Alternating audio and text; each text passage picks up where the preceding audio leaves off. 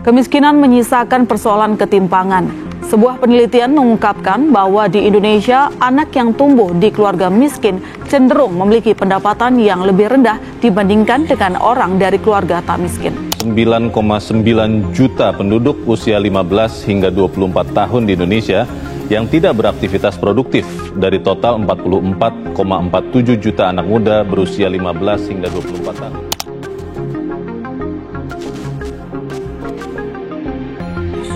Di video ini gue akan bahas tentang cara keluar dari kemiskinan. Oke, definisi dari kemiskinan ini susah makan. Artinya ya untuk hari ini, aduh susah banget ya makan apa ya? Makan cari sampah lah, cari sampah ya. Itu miskin. Kalau misalnya dia sibuk atau dia misalnya pusing dengan cicilan Pajero, ya bukan miskin. Nggak miskin itu bos. Cicilan Pajero berapa? Bisa 20 juta sebulan. Bisa 10 juta ya.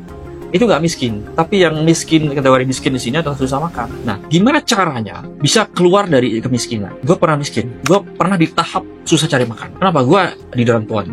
Cuman kalau di rumah ya, rumah gue di kampung nggak susah makan. Cuma setelah gue ada di rantauan di kota orang, kan susah banget ya. Cari makan susah banget ya, susah banget. Makanya gue bisa jelasin kenapa di tempo waktu dulu itu gue bisa seperti sekarang, gue bisa makan enak ya, apapun yang gue mau beli gue bisa makan.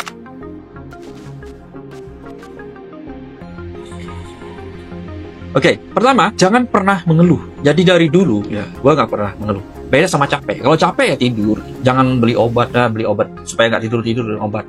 Nah, bukan. Kalau ngantuk tidur, lu ngantuk itu karena capek ya. Badannya capek, berarti harus istirahat. Itu obat satu-satunya.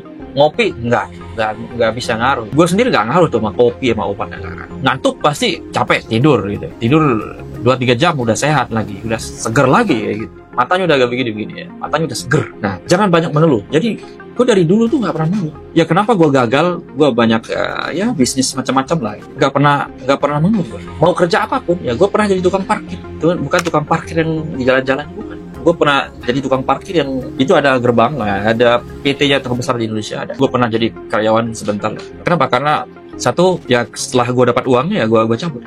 Gue cari opportunity yang lebih baik. Dari situ gue gak pernah mengeluh ya. Kerja dari pagi sampai sore gue kerja.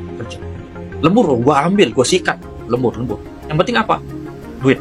Gue gak cari passion, bukan passion gue di situ. Ngapain gue jadi begitu? Sampai kapan? Cuman ya buat lu yang punya kerjaan begitu ya jangan keluar juga. 3 tahun, 5 tahun ya udah stop. Masa lu gak bisa ngumpulin duit, belajar bisnis, investasi. Atau kalau ada tawaran yang lebih baik ya kenapa gak move gitu? Supaya apa? Supaya income-nya naik. Nah dari situ ya nggak cukup hanya bekerja. Pasti kalau cuma ngandelin gaji doang nggak akan cukup. Pasti kita ingin lebih lagi karena inflasi bos. Gaji lu nggak bakal bisa ngalahin inflasi.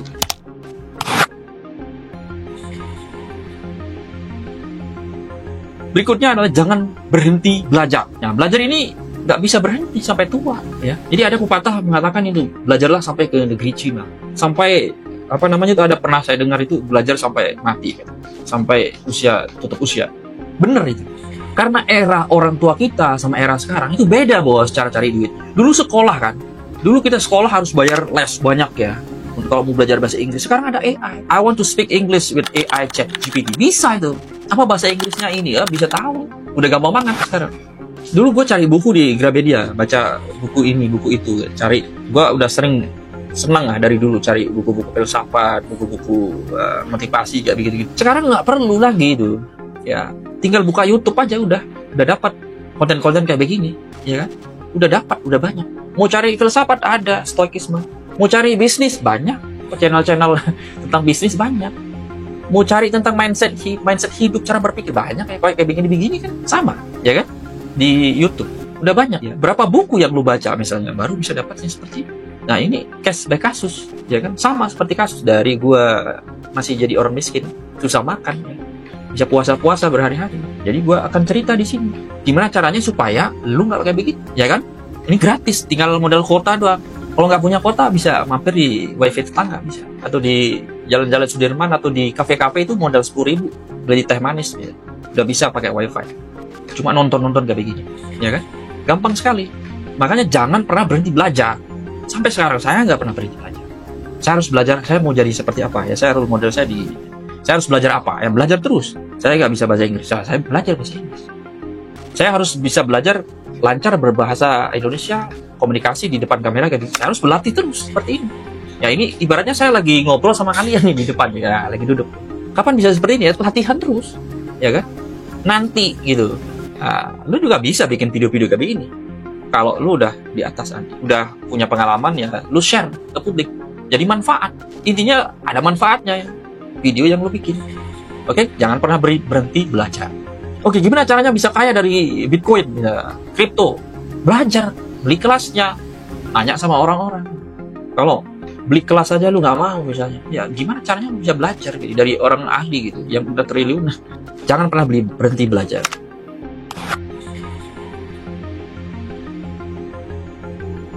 Kemudian jangan malas-malasan, karena penyakit manusia yang paling bahaya, yang paling buruk adalah malas. Ya. Kalau malas, contoh ya, ada sebuah cerita ini, gue dapat cerita ya. Ada keluarganya gitu, diajak ke kota buat kerja yuk ikut. Oh enggak usah ya, cukup hidup kayak gini udah, buat rokok, buat makan cukup. Tapi kan ngandelin orang juga gitu. Dan aduh lucu juga ya, kalau dasarnya malas. Ya, ini penyakit berbahaya, ini nggak akan bisa, ini susah diobatin memang kalau malas. Karena kita mau kasih peluang bisnis misalnya. Bisnis apa? Oh ini nih, ada duitnya. Ini lu jual batik nih. Ya ada duitnya nih. Pasti dia ngomong cara jualnya gimana? Cara jualnya gimana? Ya tinggal lu ada kuota kan, bikin status aja di WA. Saya mau beli batik siapa? Belajar lagi di ada nggak platform yang bisa iklan gratis? Ada, OLX namanya. Lu kok bisa ngomong? Bisa dong. Sebelum jadi OLX, dulu ada namanya toko bagus, berniaga.com. Lu tahu nggak itu? Berapa tahun lalu, sebelum dibeli semua sama OLX? Nggak tahu kan? Ya makanya, ya. Jadi dulu gue punya distributor batik ya. Jadi gue bikin apa namanya, ya sah-sah aja. Gue bikin brandingnya itu kayak distributor batik. Ya. Padahal gue dropshipper. Gue sampai bisa jual batik sampai ke Jepang. Nah, sampai ke Jepang gue bisa jual batik. Yang beli orang-orang Jepang, tapi orang Indonesia yang ada di sana. Nah, akhirnya gue punya reseller banyak tuh. Wah. Itu gue lakuin sambilan gue kerja, gue nge-YouTube juga. Jadi gue di otak gue tuh nggak ada malas gitu, nggak mau ngapain. Jadi kerjaan gue tuh berhenti kalau ngantuk. Kalau nggak ngantuk, ya udah bikin apa kayak gitu, baca buku, lihat YouTube, ya bikin konten, belajar lagi sampai ngantuk gitu, baru tuh berhenti tuh. Ya dari pagi sampai malam jam 12. Ya kadang-kadang kalau nggak ngantuk ya lanjut lagi gitu. Makanya jangan ada kata malas. Malas ini sangat berbahaya. Jadi mau dikasih opportunity, peluang apapun sama orang malas ini nggak akan bisa. Kenapa? Bahaya. Jadi gimana caranya untuk mengatasi malas ini? Ya mungkin banyak hal ya. Misalnya malas ini kan ada variabelnya ya. Malas karena ada yang diandalkan. Misalnya menantunya masih bisa cari duit. Ya, ada menantu gua nih, ya bisa. Atau ada bokap gua masih hidup nih. Mungkin bokapnya mati. Ya gimana? Bisa hidup kan tuh? Ini sama dengan harimau yang ada di hutan. Nah, di sini, di kerangka di sini. Jam 2 makan, jam 5 makan. Nah, udah ada makan, udah dikasih makan. Dia nggak dikasih makan sama yang jaga binatangnya, nggak bisa mati harimau itu. Kenapa? Insting berburunya udah hilang. Ya, sama seperti tadi, bokap lu mati bisa. Ya, udah pusing kan? Mungkin lu harus ditampar sama yang begitu-begitu. Ya, bokap gua udah mati. Siapa yang ngasih gua makan? Nggak ada. Nyokap ya udah tua juga. Jadi gimana? Ya harus cari makan sendiri lah. Udah tarung sama apa gitu ya. Pokoknya tiap pagi gue bangun, gimana lagi nih? Apa masalah apa lagi nih? Pekerja gue kenapa aku? Gimana? Bawa ke ini. Tadi barusan itu ditelepon. Kaki pekerja kita kenapa aku? 5 cm. Gimana? Enggak gimana? Langsung aja bawa ke klinik. Udah selesai. Kenapa aku bisa? Duit. Udah bayar. Udah selesai. Selesai kan? Jadi ngapain pusing-pusing? Dulu juga ada tuh karyawan kena kakinya masuk ke itu, nginjak keramik, itu dijahit itu. Udah bawa klinik sebelah, dijahit 10, selesai, sembuh. Jadi dengan duit itu penyelesaian masalah lebih cepat. Bukan mau gondok-gondok dulu, ini berantem dulu. Ngapain? Nggak ada gunanya. Jadi itulah prinsip jangan malas. Itu baru bisa keluar dari kemiskinan.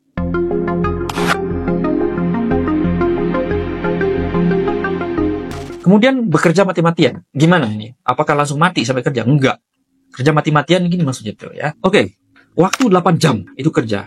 Kalau gue bukan 8 jam. Pokoknya gue sampai ngantuk. Kerja ya di kantor ya 8 jam ya. Selesai itu secara struktur. Setelah itu ngapain ya? Gue nonton YouTube. Gue ide besok ngapain ya? Gue bikin apa besok? Oh, kira-kira biar omset naik ini gimana nih?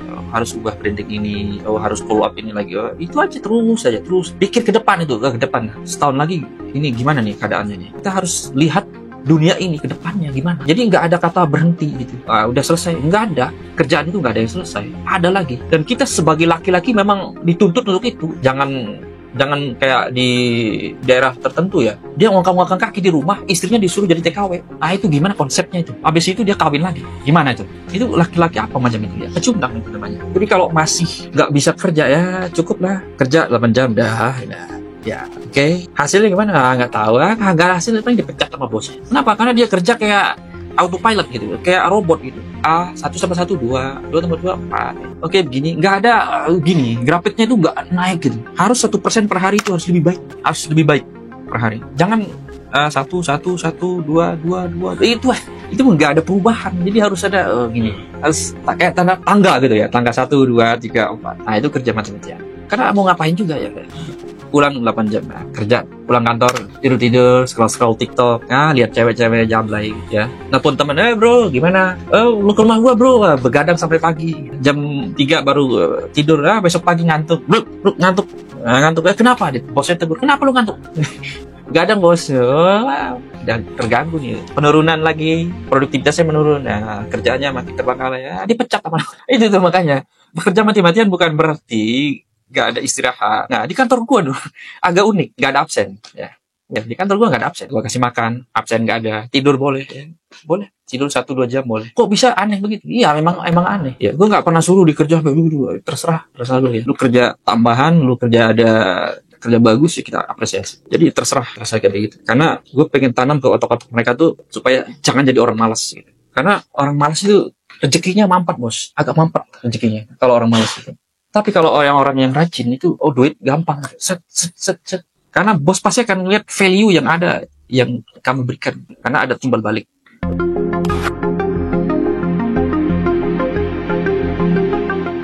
Kemudian yang terakhir, ini yang gue ajarin juga ke keluarga gue, ke tim gue juga. Jadilah investor, jangan jadi pekerja seumur hidup. Gimana? Iya, ngapain jadi pekerja seumur hidup? Kalau udah tua, umur 60 tahun emang perusahaan masih pakai lo? Enggak. Produktivitas lu udah menurun pasti. Tapi kalau lu punya tenaga kayak kuda, sehat, 60 tahun masih sehat. Sekarang umur itu bukan patokan. Di perusahaan gua, itu yang masuk itu udah senior semua, ya berumur, udah 50 ke atas semua. Pakai ijazah nggak pakai. Ngapain pakai ijazah? Cuman gua lihat aja portofolionya, lu bisa nggak bikin ini? Kerjaan ini bisa nggak? Oh bisa. Oke. Tes dulu ya. Nah, bagus. Ya udah. Kalau bisa ya udah lanjut ya. Jadi nggak ada kualifikasi S1 harus begini, nggak ada guna. Gua juga drop out kuliah kok. Pernah kuliah cuman nggak selesai. Jadi buat apa gitu? Karena yang kita lihat adalah keahlian, portofolionya mana, keahliannya, bukan ijazah mana. Gue pernah dengar siapa yang ngomong di YouTube itu, ijazah itu tandanya kamu pernah kuliah, bukan tandanya kamu pernah berpikir. Ijazah itu hanya tanda seseorang pernah sekolah, bukan tanda dia pernah berpikir. Jadi nggak ada gunanya buat apa tuh? Saya pernah katakan bahwa ijazah itu tanda seseorang pernah bersekolah atau bahkan pernah ke sekolah tuh. Tapi bukan tanda dia pernah berpikir itu. Itu dua hal yang berbeda itu. Iya kan? Bener kan? Suruh menghafal kan di sekolah itu menghafal, ya mengarang. Sekarang gampang sekali mengarang cerita. Suruh aja ChatGPT itu mengarang, bisa. Bikin makalah gampang, bikin neraca keuangan gampang pakai ChatGPT. Mau suruh apa lagi? Bikin naskah bisa, nyariin gambar, video bisa. Nah, segampang itu. Jadi 5 tahun lagi, 10 tahun lagi, dunia akan berubah ya. Akan berubah, inflasi akan meningkat, harga akan meningkat, gaji lu masih segitu-gitu aja. Harus ada underline ya. Aset yang bisa mengalahkan inflasi. Contohnya gue ajarin keluarga gue sama tim gue investasi di Bitcoin. Jadi setiap bulan gue juga beli. Oke? Kenapa? Karena gue ingin buktikan untuk ke depan ya. Coba lihat, berapa minggu lalu Bitcoin harga 90.000, sekarang udah 107.000. Berapa bulan yang lalu ya, setengah bulan lalu kalau nggak salah, itu harganya masih 60.000, masih 59. Sekarang udah naik. Oke, gimana ke depannya? Oke, ikuti terus video ini. Terima kasih. Sampai jumpa di video